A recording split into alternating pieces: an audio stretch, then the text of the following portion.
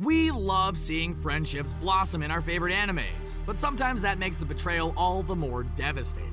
We'll show you some of the worst anime betrayals of all time, so prepare to remember some deeply unhappy times. See if your most heart-wrenching moment made our list. But first, take a moment to subscribe for more from CBR. Now let's begin.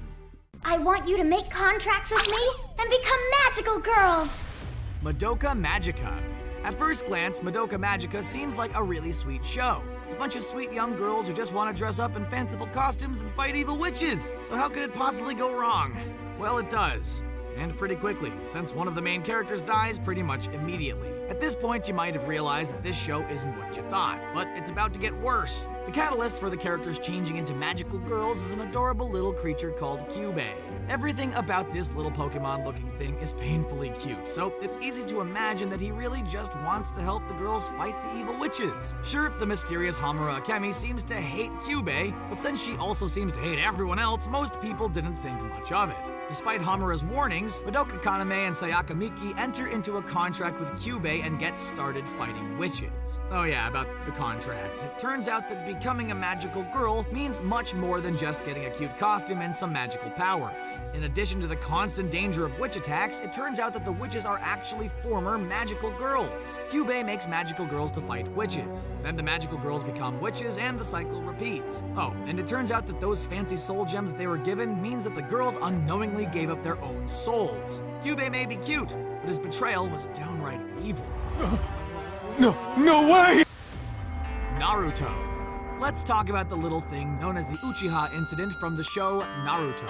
After the nine-tailed demon fox's attack, all eyes were on the Uchiha family, due to the Sharingan's ability to control beasts. Saying that attack was devastating is a huge understatement. So the Uchiha family was put under surveillance. This caused them to become isolated from the rest of the village, and fostered feelings of intense distrust. Because of this, the Uchiha decided to overthrow the Konoha government, and placed spies within its ranks. One of them was Itachi Uchiha, the older brother of Sasuke Uchiha. It turns out that he didn't agree with his family's plans, and turned into a double agent. At some point, Itachi was given an unpleasant choice. A, he should stand by while his family was slaughtered, or B, he can take their lives himself and be allowed to spare his brother Sasuke. He chose the latter, and was overcome by grief. Itachi wanted to be punished for what he had done, and decided that his brother Sasuke should be the one to enact vengeance. So he lied to his brother, making him think that he had slaughtered their family in cold blood, and had no love lost for Sasuke. Yikes. We're the same! You're just like me! We're not! Oh, but yes we are! Full Metal Alchemist. Let's sum up the major rule for alchemy in Full Metal Alchemist. Something of equal value must be lost in order to get something in return. So you can imagine that doing alchemy involving actual human beings is definitely a bad idea. In fact, that's pretty much the premise of the show, and the reason that Al is walking around in a suit of armor. At one point in their journey, the brothers Edward and Alphonse meet the adorable 4-year-old child, Nina. She's the daughter of Shu Tucker, the sewing life alchemist, and she took to our heroes right away. No matter how many times her father's experiments failed, she never stopped believing in it. This childlike faith in her father, along with her adorable looks and demeanor, is what makes this betrayal so epically tragic. Shu Tucker was under a lot of pressure to pass the yearly state alchemist assessment, so he decided to throw together a project at the last minute. Unfortunately, that project was a chimera created by fusing his own daughter with her beloved dog, Alexander. Although he tried to pretend it was a chimera that totally wasn't comprised of his young daughter and her pet, he couldn't fool the Elrics. Sailor Moon. Despite her powers, Serena from Sailor Moon is a pretty predictable gal. She loves shopping and eating donuts, she hates math, and she adores her friends. The friendship between Sailor Moon and the rest of the Sailor Scouts is a huge part of the series, and is the pivotal thing that has won them many battles. We all know about her core group of planet-based pals, but then there are the Outer Scouts. Among them, Sailor Uranus and Sailor Neptune. These two usually don't stick around, and prefer to take down the bad guys in their own way. In Sailor Moon Sailor Stars, Sailor Galaxia is trying to steal star seeds to take down Sailor Moon. Although she refused to believe it, Serena soon realized that Sailor Neptune and Sailor Uranus weren't on her side on this one. They joined Sailor Galaxia on her quest, to the shock and horror of the rest of the Sailor Scouts, and the audience. Fortunately, it later turns out that they were just using their own method to get Galaxia's starseed. But couldn't they have let Sailor Moon in on this plan? It seemed unfathomably cruel, and and although Sailor Moon might have been able to forgive and forget, many viewers struggled to. Your ridiculous civil war has cost me money, time, and data, and that makes me very angry. Kill la Kill. When you first start watching Kill la Kill, it's really easy to dislike Satsuki Kiruin. She's the authoritarian president of the student council at Honnouji Academy, seems to disdain her fellow humans and really has it out for our protagonist Ryuko Matsui.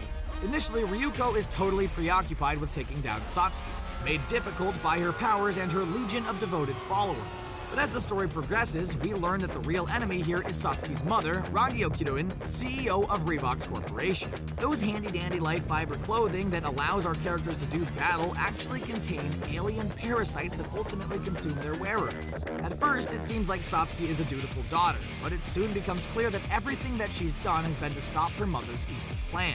Ryuko, who has been trying to find her father's murderer, realizes that she and Satsuki are actually siblings. Ryuko survived one of Ragyo's horrific experiments and was subsequently hidden by her father Ishin Matsui. Satsuki and her newly discovered sister Ryuko work together in order to save the human race and take down their insidious mother. X. Not only is this betrayal in the anime X heartbreaking, but it's also beyond infuriating.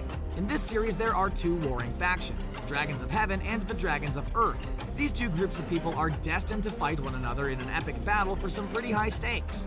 Armageddon is precariously close, and these two teams have very different ideas about what should go down. The Dragons of Heaven are trying to protect the human race and believe that they should be kept alive. However, the Dragons of Earth are all for the cycle of renewal and believe that humans are a scourge upon the planet that should be eliminated. Arashi Kishu is a member of Dragons of Heaven who falls in love with fellow member Sorata Arisugawa. During an intense battle, Sorata attempts to defend Arashi, nearly losing his own life in the process. Devastated that she came so close to losing her love, Arashi decides to switch teams and join the Dragons of Earth, who, as a reminder, are trying to destroy all of humanity. Hey, love makes people do crazy things sometimes.